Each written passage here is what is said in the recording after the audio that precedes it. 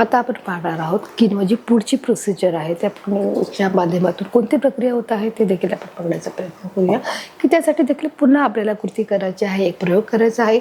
बघा काय प्रयोग सांगितलाय. बाजारातून ॲक्टिव्ह ड्राय ईस्ट घेऊन या एका बाटलीत ईस्ट, साखर व कोमट पाणी मिसळा व बाटलीच्या तोंडावर एक रंगहीन पारदर्शक फुगा बसवायचा आहे. त्याने काय सांगितलं की बाजारातून काय घ्यायचं आहे, ॲक्टिव्ह ड्राय ईस्ट घ्यायचं आहे की जे ड्राय आहे म्हणजे जे सुकं आहे ते ईस्ट घ्यायचं आहे आणि ते एका बाटलीमध्ये ईस्ट घ्यायचं आहे, ते एका बाटलीमध्ये टाकायचं आहे. व साखर व कोमट पाणी मिसळायचं आणि त्या ईस्टमध्ये काय टाकायचं आहे, आपल्याला साखर टाकायचं आहे आणि कोमट पाणी म्हणजे जे जास्त गरम नाही, जे हलकेसे गरम आहे ते कोमट पाणी मिसळायचं आहे. आणि बाटलीच्या तोंडावर आपल्याला काय टाकायचं आहे, एक कलरफुल जो फुगा आहे तो फक्त बसवायचा आहे. बरोबर, रंगहीन पारदर्शक फुगा बसवायचा की जे आपल्याला ट्रान्सफर दिसेल. अशा प्रकारे बघा इथे त्यांनी ईस्ट ड्राय ईस्ट घेतलं आहे, एका बाटलीमध्ये साखर घेतली आहे आणि गरम पाणी लावून एका बाटलीला ते एक फुगा इथे जॉईन केला आहे तोंडावरती, रंगहीन आणि आता आपल्याला काय करायचं आहे, निरीक्षण करायचं आहे. काय निरीक्षणामध्ये आलं आहे बघा, 10 मिनिटानंतर झालेले बदल पहा. 10 मिनिटानंतर काय बदल झालेले पाहिजे की फुगा फुगलेला दिसतो, म्हणजेच त्यामध्ये काय आहे, वायू भरलेला आहे. आणि त्याच्यामध्ये काय दिसत आहे की हा जो फुगा आहे तो आपल्याला पूर्ण ब्लॉसम झाला आहे, फुललेला आहे, तो फुगलेला आहे. कशामुळे झालं, कारण त्याच्यामध्ये काय आहे, त्याच्यामध्ये वायू आपल्याला दिसत आहे. 10 मिनिटानंतर झालेला बदल पहा, फुगा आपल्याला काय दिसत आहे, फुगलेलं दिसतंय, म्हणजे त्यामध्ये आपण काय पाहत आहे की हा वायू याच्या फुगामध्ये आपल्याला भरलेला दिसत आहे. आणि जी प्रक्रिया आहे, जी ईस्ट आहे ते देखील आपल्याला खाली दिसत आहे. या वायूमध्ये चुन्याची निवळी मिसळल्यास कार्बन डायऑक्साईड वायू हे समजते की या वायूमध्ये काय आहे की चुन्याची निवळी मिसळल्यास, त्याच्यामध्ये चुन्याची निवळ टाकली तर काय होत आहे, CO2 होत आहे. CO2 म्हणजे काय, कार्बन डायऑक्साईड आहे. हा कार्बन डायऑक्साईड वायू हे आहे हे समजते. CO2 म्हणजे काय, कार्बन डायऑक्साईड वायू आहे हे आपल्याला समजते. दुसरं आहे, आपण पाहिलं की बाटलीतील द्रावणाचा एक थेंब म्हणजे द्रावण तयार झालं आहे की जे आपण ईस्ट घेतलं आहे, साखर घेतली आहे आणि जे गरम पाणी घेतलं आहे. मग त्याचं जे द्रावण आहे आपण 10 मिनिटं ठेवलं आहे आणि फुग्याचं आपण निरीक्षण केलं तर फुगा फुगलेला आहे, म्हणजे त्या फुगामध्ये काय आहे, हवा आहे, हे आपण पाहिलं आहे. आता आपण काय करतो की त्या बाटलीतील द्रावणाचा जो एक थेंब आहे तो कुठे घ्यायचा आहे, काचपट्टीवर आपण घ्यायचा आहे. काचपट्टीवर ठेवून आच्छादक काच लावायची आणि त्याच्यावर आपण आच्छादक काच म्हणजे त्याच्या काचा इतकीच काच, त्याच्या मापा इतकीच काच आपण त्याच्यावर लावायची आहे. आणि संयुक्त सूक्ष्मदर्शकाच्या साहाय्याने ती निरीक्षण केल्यास ईस्ट नवीन पदार्थ म्हणजे त्याच्यामध्ये जी प्रक्रिया होत आहे ती कोणती प्रक्रिया आहे, सूक्ष्मदर्शकाच्या खाली केल्यास ते ईस्ट जे नवीन एक कोणत्या प्रकारचे नवीन ईस्ट आपल्याला दिसत आहे बघा, इथे चित्रामध्ये दिसत आहे. त्यावर तयार होणाऱ्या पेशी दिसतात, ईस्टच्या तयार होणाऱ्या पेशी दिसतात. मग त्याच्यामध्ये आपोआप किण्वाची प्रक्रिया होते, ईस्ट तयार होत आहे. आणि अशा प्रकारचे जे छोट्या छोट्या डॉट डॉट कलरमध्ये हिरव्या रंगाच्या ज्या पेशी आहेत त्या आपल्याला इथे तयार होताना इथे दिसत आहे. इथे चित्रामध्ये तुम्ही पाहू शकता. ईस्ट हे किण्व म्हणजेच काय आहे, हे एक पेशीय कवक असून त्याच्या सुमारे 150 प्रजाती आहेत. बापरे, म्हणजे विचार करायचे किती प्रजाती आहेत, 150. कोणाच्या जी ईस्ट आहे, जी किण्व प्रक्रिया जी आपण बोलत आहोत, मग तुम्हाला आकाराने हे अशाच दिसणार आहे की त्याच्या देखील 150 प्रजाती आहेत. तसं बघा, समाजामध्ये वेगवेगळ्या प्रकारच्या ज्या प्रजाती आपल्याला आढळून येतात, त्याचप्रमाणे जे सूक्ष्म जीवाणू आणि जे विषाणू आहेत त्यांच्यात देखील वेगवेगळ्या जे प्रजाती आहेत ते आपल्याला आढळून येतात. ते ईस्टचे पेशी आहेत, दृश्य केंद्रिके आहेत. हे त्याचं काय आहे, वैशिष्ट्य आहे की त्या कशा आपल्याला दिसतात, ते दृश्य केंद्रिके आहेत आणि त्याच्या प्रजाती किती आहेत, 150 आहेत. आणि ही ईस्ट जे आहे ते बघा अशा माध्यमातून इथे आपल्याला फुगलेलं आणि इथे गोलसर आकारामध्ये दिसत आहे की त्याच्या तोंडाला इथे गोलसर इथे म्हणजे ते कसे आहे, ईस्ट आहे, किण्व प्रक्रिया इथे दिसत आहे. मग तुम्हाला लाल याच्यामध्ये दिसत आहे, हिरव्या याच्यामध्ये दिसत आहे. ईस्ट हा कार्बनी पदार्थावर वाढणारा कवकवर्गीय परपोषी सूक्ष्मजीव आहे. आता त्यांनी सांगितले ईस्ट काय आहे, हा एक कार्बनी पदार्थ आहे. कसा आहे, तो कार्बनी पदार्थ आहे आणि तो वाढणारा आहे, कार्बनी पदार्थावर वाढणारा पदार्थ आहे आणि तो कवकवर्गीय म्हणजेच तो परपोषी सूक्ष्मजीव आहे. म्हणजे तो स्वतःचे अन्न स्वतः तयार करू शकत नाही, म्हणजे तो इतरांवर तो डिपेंडेड आहे, अवलंबून आहे. तर अशा प्रकारचा जो जीव आहे त्याच्या देखील 150 प्रजाती आपण पाहिलेल्या आहेत. आणि तो कसा आहे, तो कार्बनी पदार्थावर वाढणारा आहे आणि त्याचप्रमाणे तो परपोषी आहे. स्वतःचे पोषण करताना ईस्टच्या पेशी द्रावणातील कर्बोदकाचे रूपांतर हे अल्कोहोल म्हणजेच कार्बन डायऑक्साईड वायूमध्ये करतात. या क्रियेला किण्वन म्हणतात. म्हणजे आता त्यांनी सांगितलं की किण्वन म्हणजे काय ॲक्च्युली, तर त्याचं सायंटिफिक रिझन तुम्हाला इथे दिलेलं आहे. ते सायंटिफिक रिझन कोणत्या प्रकारचं आहे, बघा इथे दिलंय की स्वतःचे पोषण करताना, जे स्वतःचे पोषण करत असताना ईस्टच्या ज्या पेशी आहेत, ज्या पेशी तुम्हाला याच्यामध्ये दिसतात, तर द्रावणातील कार्बोदकाचे जे रूपांतर आहे ते कार्बोदकाचे रूपांतर अल्कोहोलमध्ये करून कार्बन डायऑक्साईड वायूमध्ये ते करतात. बघा कार्बोदकाचे रूपांतर हे अल्कोहोल व कार्बन डायऑक्साईड वायूमध्ये करतात व याच क्रियेला आपण काय म्हणणार आहोत, किण्व प्रक्रिया असे आपण त्याला म्हणणार आहोत. काय म्हणणार आहोत, या प्रक्रियेला आपण किण्व प्रक्रिया असे आपण म्हणत आहोत. अशा प्रकारे ही प्रक्रिया, किण्व प्रक्रिया म्हणजे काय त्याचा आपण व्यवस्थित अभ्यास केलेला आहे. साखरेचे द्रावण यासारख्या कार्बनी पदार्थामुळे ईस्टची वाढ होते व प्रजनन जलद गतीने होते. आता याचं प्रजनन आहे ते कशामुळे जलद होत आहे की साखरेचे द्रावण यासारखे कार्बनी पदार्थामुळे, जर साखर आपण जर उकळवली आहे, बघा इथे पदार्थामुळे ईस्टची वाढ होत आहे. जर साखरेचे द्रावण यासारख्या कार्बनी पदार्थामुळे काय होत आहे, ईस्टची वाढ होते व प्रजनन जलद देखील होत असते. बघा इथे तुम्हाला गरम पदार्थामध्ये की जर आपण साखरेला काय करतो, ते द्रावण आहे ते कार्बनी पदार्थामुळे ईस्टची वाढ होते आणि प्रजनन क्षमता देखील ही जलद गतीने वाढते. प्रजननाच्या या अलैंगिक पद्धतीलाच मुकुलायन असे म्हणतात. आता काय त्यांनी सांगितलंय की प्रजननाची जी अलैंगिक जी पद्धती आहे त्याला आपण काय म्हणत आहोत, मुकुलायन म्हणजेच कलिकायन देखील असे म्हणू शकतो. त्याला मुकुलायन किंवा कलिकायन असे दोन प्रकारात बोलू शकतो. साखर कारखान्यामध्ये मोठ्या प्रमाणात ऊसाच्या रसाची ही मळी निघते. आता साहजिकच जो साखर कारखाना आहे, साखर कारखान्यामध्ये ऊस हा कापला जातो, सोलला जातो, त्याचप्रमाणे त्याचा जो ज्यूस केला जातो, मग शुगर इंडस्ट्री आहे आणि त्याच्यापासून सर्वात महत्त्वाचं काय बनलं जातं, साखर बनली जाते. आणि मग त्याची देखील जी मळी असते ती मळी देखील निघते. बघा साखर कारखान्यामध्ये मोठ्या प्रमाणात ऊसाची रसाची काय निघते, मळी निघते की जो रस पिळून काढला जातो आणि मग त्या वेस्ट जे उरतं त्याला आपण काय म्हणतो, जी मळी म्हणते. मळीमध्ये सॅक्रोमायसिस किण्व हे मिसळून तिचे किण्वन केले जाते. त्याच्यामध्ये काय मिक्स केलं जातं, सॅक्रोमायसिस किण्व तयार केले जातं. पण द्राक्षाच्या रसामध्ये असलेले साखरेच्या ईस्टच्या मदतीने किण्वन केले जातं व अल्कोहोल व वाईन हे देखील पेय बनवले जाते. बघा आता याच्या मदतीने आपण काय काय बनले जातं की द्राक्षाच्या रसामध्ये देखील असलेले साखरेचे ईस्टच्या मदतीने केले जाते, त्याचमुळे किण्वनी केली जाते व अल्कोहोल किंवा वाईन याच्यामध्ये देखील हे पेय बनले जाते. वाईन म्हणजे काय आहे, दारू आहे, की अल्कोहोल म्हणा किंवा वाईन म्हणा की याच्यामध्ये देखील ही किण्वची ही प्रक्रिया आहे, जी प्रोसिजर आहे देखील त्याच्यामध्ये मोठ्या प्रमाणामध्ये केली जाते.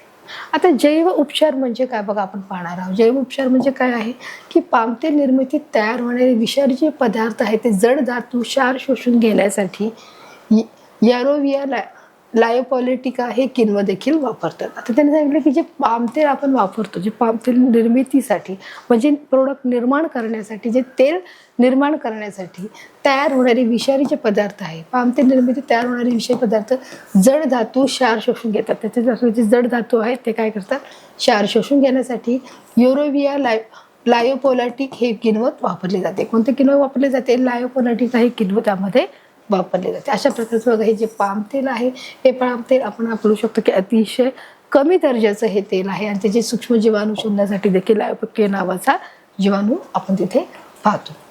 आता आपण दुसरं पाहतो जे प्रतिजैविके आहेत. प्रतिजैविके कोणते आहेत, इथे दिले आहे बघा. Example of diseases casing is microwave. मग कोणते आहेत, बॅक्टेरिया आहे, बॅक्टेरिया सोलोमिनी आहे, व्हायरस आहे, इथे व्हायरस इन्फ्लुएन्झा व्हायरस आहे, फंगी आहे, जे ट्रेपोपिगिने आहे, पॅरासाइट आहे, मलेरिया आहे. तशा वेगवेगळ्या प्रकारचे आपल्याला इथे प्रतिजैविके आढळून येतात. बघा सूक्ष्म जीवांचा नाश व त्याच्या वाढीस प्रतिकार करणारी जीवाणू व कवकापासून मिळवलेली संयुग म्हणजेच काय आहे, प्रतिजैविके. म्हणजे आपले संरक्षण करण्यासाठी जी लागणारी जी त्याला आपण काय म्हणणार आहोत, प्रतिजैविके म्हणणार आहोत, की जे सूक्ष्म जीवांचा काय करायचा आहे, नाश करायचा आहे व त्यांच्या वाढीस प्रतिकार करण्यासाठी. म्हणजे सूक्ष्मजीवांची वाढ होऊ द्यायची नाही, त्यांचा नाश करायचा आहे. त्यासाठी जीवाणू व कवकापासून मिळवलेली जी संयुगे, मग त्यापासून आपल्याला कोणापासून काय मिळालं आहे की जीवाणू आणि कवकापासून मिळवलेली जी संयुगे आहेत ती म्हणजे आपण त्याला काय म्हणणार आहोत, प्रतिजैविके असे आपण त्यांना म्हणणार आहोत. हे आपल्या इथे क्लिअर झालेलं आहे. परीक्षेला प्रश्न विचारू शकतात की प्रतिजैविके म्हणजे काय आहे, की सूक्ष्मजीवांचा नाश करणे, त्याच्या वाढीस प्रतिकार करण्यासाठी जीवाणू व कवकापासून मिळवलेली जे संयुग आहे त्याला आपण काय म्हणणार आहोत, प्रतिजैविके म्हणणार आहोत. बघा आता जे नेक्स्ट आहे, प्रतिजैविके मुख्यतः जीवाणू व विरुद्ध कार्य करतात. काही प्रतिजैविके आधी जीवन नष्ट करतात. आता प्रतिजैविकेचं मुख्यतः काय काम करतात की जीवाणू विरुद्ध ते कार्य करतात. जे जीवाणू आहे, जे हार्मफुल बॅक्टेरिया आहे, जे हार्मफुल मायक्रोब्स आहे की ते त्याच्या विरुद्ध कार्य करतात. काही प्रतिजैविके हे आधी जीवाणू देखील नष्ट करतात. म्हणजे आपल्या शरीरामध्ये काही चांगले गुड बॅक्टेरिया पण जातात आणि बॅड बॅक्टेरिया पण जातात. मग ते आपल्याला हार्मफुल करतात. म्हणजे समजा आपण समजा की आपल्या ज्या पेशी आहेत, लाल पेशी आहेत, ज्या तांबड्या पेशी आहेत, ज्या पांढऱ्या पेशी आहेत, त्या संरक्षक भिंत म्हणून ते आपल्या शरीरामध्ये काम करतात. परंतु एखादा जर जीवाणूचा जर शिरकाव झाला आपल्या शरीरामध्ये तर त्या देखील संरक्षणाचं म्हणून काम करतात आणि आपल्या शरीरात असणारे जे अतिरिक्त पदार्थ आहे, ज्या बॅक्टेरिया आलेल्या आहेत ते त्यांना खाण्याचं काम करतात. म्हणजे आपली जी जखम आहे ते एखादं आपल्याला जखम लागली, बोट कापलं तर आपल्याला ते भरून काढण्याचं काम देखील ते जे पेशी आहेत ते काम करत असतात. ज्याचा अर्थ जे आपल्या शरीरात असणारे जे काही गुड बॅक्टेरिया आहेत, ज्या बॅड बॅक्टेरिया आहेत ते काम करत असतात. जीवाणूविरुद्ध ते कार्य करत असतात. काही प्रतिजैविकही आधी जीवांना नष्ट करतात. म्हणजे काहीची संख्या वाढली, जे जीवाणू जे बॅड बॅक्टेरिया त्याची जर संख्या वाढली तर त्यांना ते नष्ट करण्याचं देखील काम करतं. काही प्रतिजैविके अनेक प्रकारच्या जीवाणूविरुद्ध हे उपयोगी ठरतात. आता जे काही प्रतिजैविके आहेत ती अनेक प्रकारचे जे जीवाणू, जे वेगवेगळ्या प्रकारचे जीवाणू आहेत, जसं आपण सांगितलं की जे किनोचे प्रकार त्याचे किती 150 प्रकार आपल्याला पाहिजे, 150 प्रजाती आपल्याला आढळून येत आहे. तर अशा प्रकारे बघा जीवाणू हे काय करतात की विरुद्ध जे चुकीचे जे जीवाणू आहे, जे हार्मफुल आहे त्याच्या विरुद्ध हे आपल्याला नेहमी उपयोगी पडत असतात आणि ते कार्य करतात. अशांना विस्तृत क्षेत्र प्रतिजैविके असे देखील म्हणतात. आणि मग त्यांना काय म्हणत आहे, अशांना विस्तृत क्षेत्र प्रतिजैविके असे म्हणतात. मग अशा प्रकारचे बघा हे तुम्हाला दिसत आहे प्रतिजैविके कार्य करत असतात. उदाहरणार्थ मग ही कोणती आहे, ॲम्पेसिलियन, ॲमोक्सिसिलियन, टेट्रासायक्लिन इत्यादी प्रकारची जी प्रतिजैविके आहेत हे आपल्या विरुद्ध काय करतात, काम करतात. म्हणजे आपण शरीरात ज्या वेगवेगळ्या प्रकारच्या ज्या गोळ्या घेतो त्या गोळ्याच्या माध्यमातून आपल्याला ज्या प्रकारचा जो त्रास आहे तो कमी होतो आणि आपल्या शरीरात असलेल्या बॅक्टेरिया हे निघून जातात. अशा प्रकारच्या विविध प्रकारच्या ह्या गोळ्या आहेत ते खाऊन आपण आपल्या शरीरामध्ये आपण निरोगी राहू शकतो. तशा प्रकारच्या विविध प्रकारच्या ज्या गोळ्या आहेत त्या देखील आपण खात असतो. रोगाची लक्षणे दिसत असूनही रोगजंतूचे अस्तित्व सापडत नाही तेव्हा विस्तृत क्षेत्र प्रतिजैविके वापरली जातात. की जेव्हा रोग आपण खूप सारे डॉक्टर होतो, एखादा समजा आजार झाला, आपल्याला खूप सर्दी झाली किंवा आपलं डोकं दुखते किंवा आपल्याला पोट दुखते किंवा आपल्याला मळमळ होते, पण आपण एखाद्या वेळेस आपण जेव्हा डॉक्टरकडे जातो तेव्हा डॉक्टरकडे गेल्यानंतरही कोणत्याही प्रकारचं रोगाचं निदान होत नाही, आपल्याला आजार समजत नाही. पण त्यावेळेस रोगजंतूचे अस्तित्व सापडत नाही आणि त्यामुळे कोणत्या प्रकारचा बॅक्टेरिया हे आपल्याला समजत नाही. त्यावेळेस आपण प्रतिजैविके वापरतो. प्रतिजैविके म्हणजेच काय, आपण ज्याला म्हणणार अँटीबायोटिक असं आपण त्याला म्हणणार. त्यामुळे आपण अँटीबायोटिक वापरतो की ठीक आहे, जे संरक्षणाचं आपल्याला काम करत असते. बघा रोगाची लक्षणे जेव्हा दिसत असूनही, आपल्याला रोगाची लक्षणं दिसत आहेत की चला बाबा मळमळ येते, उलटी येते, चक्कर येते, भूक न लागणे, भूक मंदावणे किंवा भूक न लागणे किंवा आपल्याला झोप येणे, अशक्तपणा जाणवणे, म्हणजे ही सर्व रोगाची काय आहेत, लक्षणं आहेत. ही लक्षणे दिसत असूनही रोगजंतूंचे जे अस्तित्व जेव्हा सापडत नाही, म्हणजे आपल्याला ॲक्च्युअली नेमकं झालंय काय, हा आजार आपल्याला समजत नाही, रोगाचं जेव्हा निदान लागत नाही त्यावेळेस विस्तृत क्षेत्र म्हणजेच प्रतिजैविके ही वापरली जातात. तर अशा वेळेस बाबा हे जे अँटीबायोटिक जे औषध आहे त्याचा इथे अशा गोळ्यांचा वापर केला जात असतो आणि ते खाऊन मग आपल्याला बरं वाटत असतं. जेव्हा रोगकारक सूक्ष्मजीव कोणता आहे हे निश्चित समजते तेव्हा मर्यादित क्षेत्र प्रतिजैविके वापरली जातात. आता बघा त्यांनी जे 2 फरक इथे दिलेले आहे. जो पहिला फरक आहे बघा इथे आपण पाहिलं आहे की इथे त्यांनी सांगितले की रोगाची लक्षणं जेव्हा दिसत असूनही रोगाचे अस्तित्व जेव्हा सापडत नाही तेव्हा विस्तृत क्षेत्र प्रतिजैविके दिली जातात. की जेव्हा रोगाचं लक्षण आपल्याला समजत नाही, रोगाची लक्षणं दिसतात परंतु रोग आपल्याला कोणता झाला आजार आहे हे जेव्हा समजत नाही तेव्हा विस्तृत क्षेत्र प्रतिजैविके इथे आपल्याला दिली जातात. आता जे नेक्स्ट आहे बघा आपण पाहणार आहोत, जेव्हा रोगकारक सूक्ष्मजीव कोणता आहे आणि ज्यावेळेस आपल्याला कळतं की कोणता आजार झालेला आहे, काय प्रॉब्लेम आहे आणि नेमका कोणता आजार झाला आहे ते निश्चित समजते तेव्हा मर्यादित क्षेत्र प्रतिजैविके देतात. आणि त्यावेळेस आपल्याला कोणती दिली जातात, मर्यादित प्रतिजैविके. बघा त्यावेळेस आपल्याला अशा प्रकारे अँटीबायोटिक आपल्याला दिली जाते. अशा प्रकारे ही प्रतिजैविके ही 2 प्रकारची आहेत.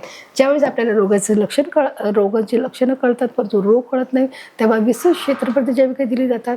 परंतु ज्यावेळेस आपल्याला रोगाचं लक्षण कळतं, आपल्याला आजार काय हे कळतं त्यावेळेस आपल्याला मर्यादित क्षेत्र प्रतिजैविके ही वापरली जातात, म्हणजेच अँटीबायोटिक वापरली जाते. मग उदाहरणार्थ कोणकोणती अँटीबायोटिक आहेत, मग बघा उदाहरण इथे दिलेलं आहे. पेनिसिलिन आहे, जेटामायसिन आहे, त्याचप्रमाणे एरिथ्रोमायसिन आहे. अशा प्रकारची जी अँटीबायोटिक औषधं आहेत ते आपल्या शरीरासाठी अत्यंत उपयोगी अशी दिसते. तुम्हाला 3 प्रकारामध्ये इथे दिसत आहे. आता जो पहिला आहे जो पेनिसिलिन, बघा आता इथे त्यांनी दिलं आहे की पेनिसिलिन हे जे पेन्सिलियम कोणता पेनिसिलिन या कवकापासून मिळणारी जी प्रतिजैविकांचा जो हा गट आहे, मग हा गट जो आहे स्टॅफाया लोकाकाया, त्याचप्रमाणे क्लॅसिडिस्टिडिया आणि त्याचप्रमाणे स्ट्रेप्टोकोकाया या प्रजातीच्या जीवाणूपासून होणारे आहेत. तर अशा प्रकारे हे जे जीवाणू आहेत हे तुम्हाला या चित्रामध्ये दिसत असणार की जे 3 प्रकारचे जे जीवाणू प्रजाती आहे या जीवाणूपासून होणारे हे 3 प्रकारचे तुम्हाला इथे दिसत आहे. बघा 1, 2, 3 कोणते कोणते आहेत बघा इथे पाहिले आहे. स्टॅफायलोकोकाया, क्लोसाडिटिया आणि स्टेफोकोकाया या प्रजातीच्या जीवाणूपासून होणारे आहेत. संसर्ग आटोक्यात आणण्यास त्यांचा वापर होतो आणि ह्या तिन्ही प्रकारचा जो उपयोग आहे तो संसर्ग आटोक्यात म्हणजे ज्या प्रकारचा एखाद्या व्यक्तीला आजार असेल की स्पर्शाने होणारा जो आजार आहे तो आटोक्यात आणण्यासाठी देखील याचा फार मोठ्या प्रमाणात पेनिसिलिन नावाचा याच्यामध्ये फार मोठ्या प्रमाणामध्ये उपयोग होत आहे. पहिलं म्हणजे नाक, कान, घसा, त्वचा यांना जीवाणूमुळे होणारे संसर्ग तसेच निमोनिया, स्कॅटलँड फीवर यावर उपचार करण्यासाठी पेनिसिलिनयुक्त औषधेही उपयुक्त असतात. कोणत्या गोष्टीसाठी की नाक, कान, घसा, त्वचा हे आपले काय आहेत की ज्ञानेंद्रिय आहेत ना आणि यांना जीवाणूमुळे जे संसर्ग तसेच निमोनिया होऊ शकतो, स्कॅटलँड फीवर होऊ शकतो, आपल्याला ताप येऊ शकतो, यावर उपचार करण्यासाठी पेनिसिलिन युक्त औषधं ही फार महत्त्वाची आहे. म्हणजे अशा प्रकारच्या औषधांवरती पेनिसिलिन हे औषध हे अतिशय उपयुक्त आणि प्रभावशाली औषध आहे. बघा अशा प्रकारे आपण पेनिसिलिन वापरून आपण काय करू शकतो की आपल्याला जो झालेला आजार आहे तो जो बळावू शकत नाही आणि तो आपल्याला अजून कमी करण्यासाठी आपल्याला मदत होत आहे. अशा प्रकारच्या ज्या गोळ्या आहेत त्या गोळ्या खाऊन आपण या आजारांना दूर करू शकतो.